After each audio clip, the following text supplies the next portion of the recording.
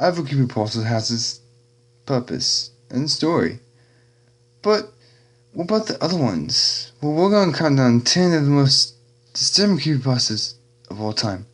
Ready? Let's begin. Number 10. To count this countdown off, we will go with Laughing Jack. Obviously, Laughing Jack is a clown, but he is a killer clown, and while he seems funny at first, you will be disappointed to hear that the way he attacks is to do exactly that. As for Laughing Jill, that's a different story. Speaking of which, Number 9. In comparison to Laughing Jack, Laughing Jill is completely different. Remember how we explained what Laughing Jack does? Well, this is the complete opposite. Get ready for it. Laughing Jill really is the kind of opposite of what Laughing Jack does. Jeez, keep messing up. Anyways, what he does is completely different. How? Well, he targets little children. This one actually makes sense. He kills children, she kills adults. And here's why. I'm about to tell you the whole story behind Laughing Jill's creation. Alright, well, take the whole story from Laughing Jack and replace it with a girl. Same thing, but she didn't kill her parents, the little girl. The doctors killed her. Let me back up. What happens is, the little girl got sick, alright? She went to a mental hospital or something like that. Knowing that she was not mental, the little girl actually did go mental for a little bit. You can look up the story. I don't know the story exactly. But she went crazy. The doctors killed her by trying to give her medicine and injections. That became bad. Learning of the little girl's death, she killed the mother. I'm not sure about the father though. But she killed the mother and went to kill the doctors that killed her, I think. Pretty sure. But she now roams the earth trying to basically find the doctors that killed the girl, even though they might already be dead. But everything from Laughing Jack's story, same thing, but with the girl. Now, what do we know about Laughing Jill? Not much, to be honest. But here's what we do know. If she ever finds you, well, make sure you're a kid, so she won't kill you. If Laughing Jack finds you, you're pretty much scared the whole way around. Number 8. Okay, so you know Thunderman, right? You should. In fact, he is a creepypasta that has been around for a long time. Thunderman lives in the woods and stalks his prey, mostly children, but worst of all, he leaves markings that he was there. How do you explain something that has no face? How do you understand? Simple. You don't. Either way, it finds you. Number 7. As we all know, Jeff the Killer, right. He's basically one of the most disturbing creepypastas on this list, even though he's number 7. But, get this. He was just a teenager, right? Well, you don't know the whole story. So let me remind you. He was just a normal teenager, right? In fact, you can actually find quite a few stories by Mr. Creepypasta online, on YouTube. The thing is, he was a teenager, but he disemboweled his parents. How? Well, he got burned by this boy named Randy. If you listened to the story, you would know all this. Anyways, he was burned at a birthday party. And think about this for a second. At a birthday party. What? I mean, I can't even wrap my head around that. Anyways, he got burned. Not by Randy, but by Keith. Now, here's the thing. When we think about this for a second, think about this for a long time actually. We know that Jeff is a teenager, right? But he's also a killer. He killed his parents when he got left out of the hospital. When he was finding Randy, something snapped. Although we don't know what it was. But most people would like to argue it was insanity that broke. That snapped.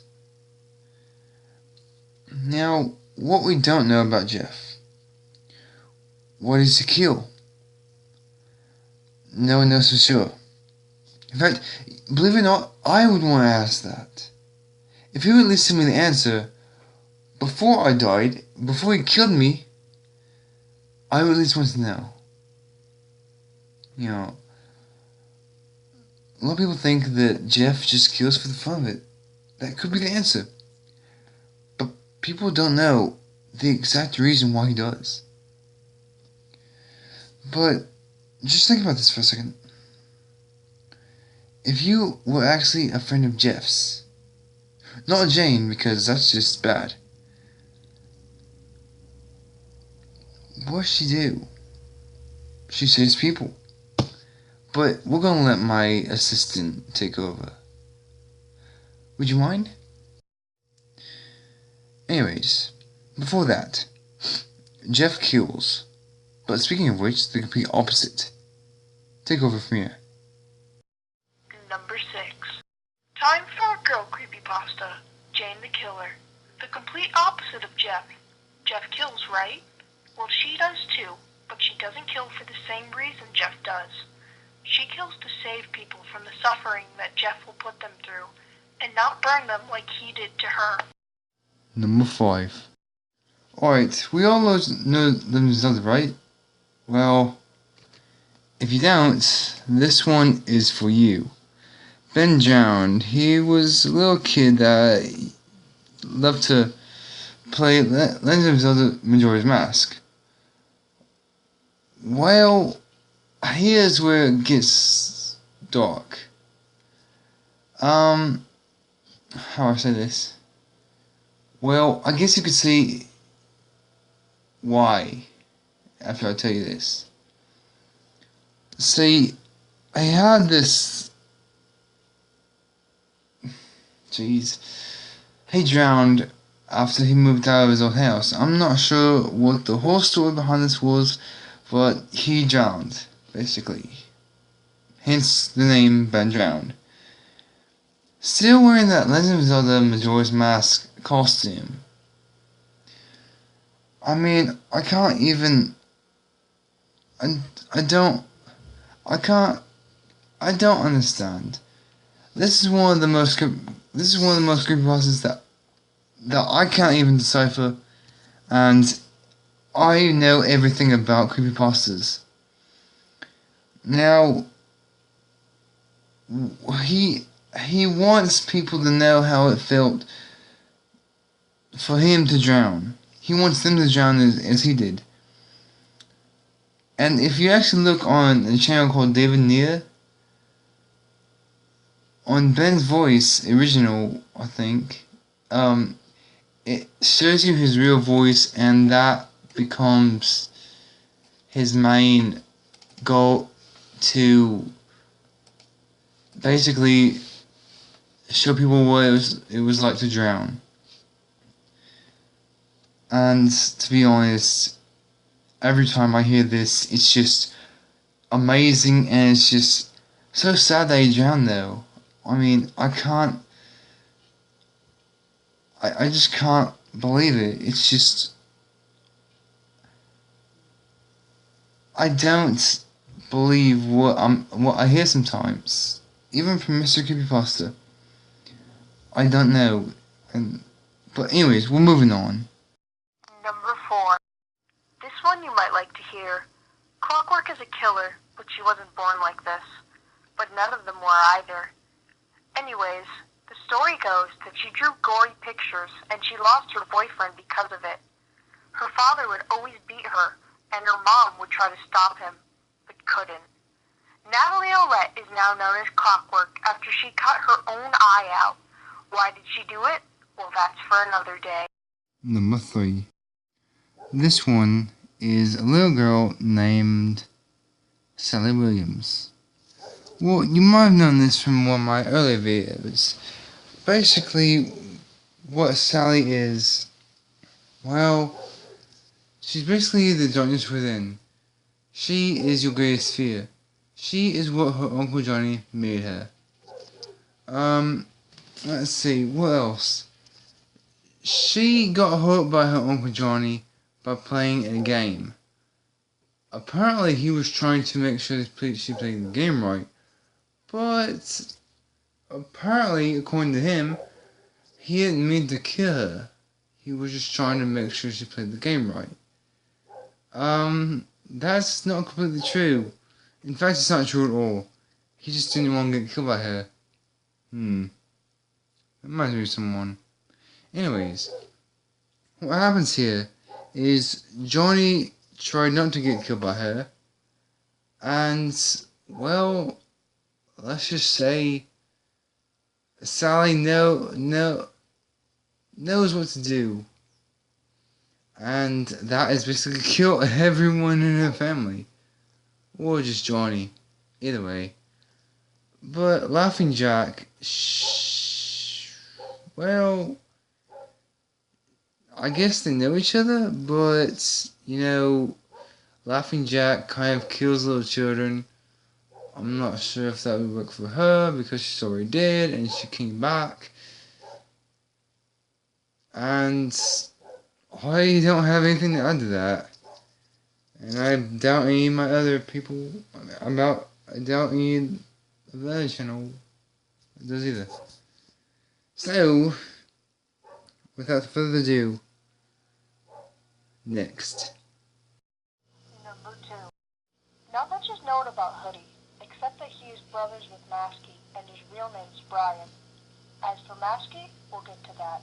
But the most disturbing thing is his voice. As you might already know, Hoodie is a proxy for Thunderman, but nothing other than that is known. So with that said, let's move on to Masky. Number 1. And now we're down to the last, but certainly not least, creepypasta of them all. Masky. Okay, so basically we know that he's brothers with Hoodie.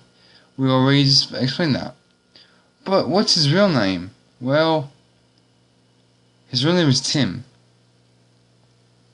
He hates Toby, and he's really not much of a friend with Hoodie. Not much is known besides that. They made a lot of parodies about, well, I don't really know. But he's in the joy of killing, not sending a message out for the rest of the world. We have nothing to confirm about that. We have nothing to link it to, except for he's a proxy just like Hoodie and Toby. There are a lot of other proxies, but we kind of ran out of numbers.